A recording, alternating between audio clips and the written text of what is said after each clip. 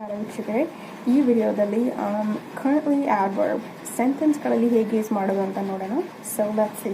So currently ಅಂದರೆ ಈಗ, like right ನಾವ್ ಅಂದರೆ ಈ ಕ್ಷಣದ ಬಗ್ಗೆ ಪ್ರೆಸೆಂಟ್ ಟೈಮ್ ಅಲ್ಲಿ ಏನು ಮಾಡ್ತಾ ಇದ್ದೀವಿ ಅದನ್ನು ಎಕ್ಸ್ಪ್ರೆಸ್ ಮಾಡಲು ಕರೆಂಟ್ಲಿಯನ್ನು ಯೂಸ್ ಮಾಡ್ತೀವಿ. ಸೊ ಎಕ್ಸಾಂಪಲ್ ಸೆಂಟೆನ್ಸ್ಗಳಲ್ಲಿ ಹೇಗೆ ಯೂಸ್ ಮಾಡೋದು ನೋಡೋಣ.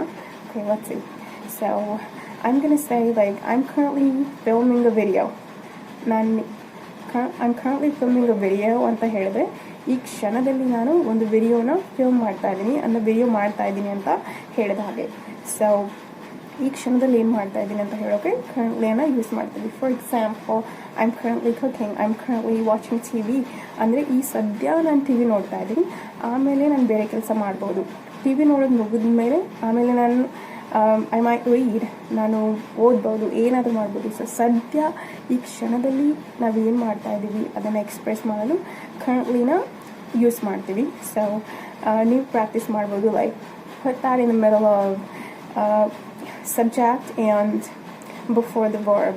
Like also ಟೈಮ್ ಎಷ್ಟಾಗಿದೆ ಅಂತ ಕೇಳೋಕೆ ಈ ಕ್ಷಣದಲ್ಲಿ ಲೈಕ್ ಇಟ್ಸ್ ಕರೆಂಟ್ಲಿ 8:15 ಅಂತ ಹೇಳಿದ್ರೆ ಇವಾಗ ಸದ್ಯ 8:15 ಆಗಿದೆ ಅಂದರೆ ಎಕ್ಸಾಕ್ಟ್ಲಿ 8:15 ಆಗಿದೆ. ಆ ಥರ ಯೂಸ್ ಮಾಡ್ತೀವಿ. ಮತ್ತು ಹೇಗೆ ಯೂಸ್ ಮಾಡೋದು ಅಂತ ಅಂದರೆ I'm currently for example, I'm currently scrolling on my phone.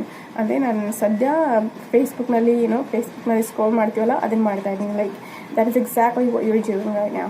ಈಗ ಸದ್ಯ ಏನು ಮಾಡ್ತಾ ಇದ್ದೀವಿ ಅಂತ ಹೇಳಿದ್ರೆ ಹೇಳಬೇಕಂತ ನಿಮ್ಗೆ ಅನಿಸಿದ್ರೆ ಕರೆಂಟ್ಲಿನ ಯೂಸ್ ಮಾಡಿ. ಸೊ ಐ ಹೋಪ್ ನಾನು ಪೂರ್ತಿಯಾಗಿ ನಿಮಗೆ ಎಕ್ಸ್ಪ್ಲೇನ್ ಮಾಡಿದ್ದೀನಿ ಅಂದ್ಕೊಂಡಿದ್ದೀನಿ. So that's how we use it.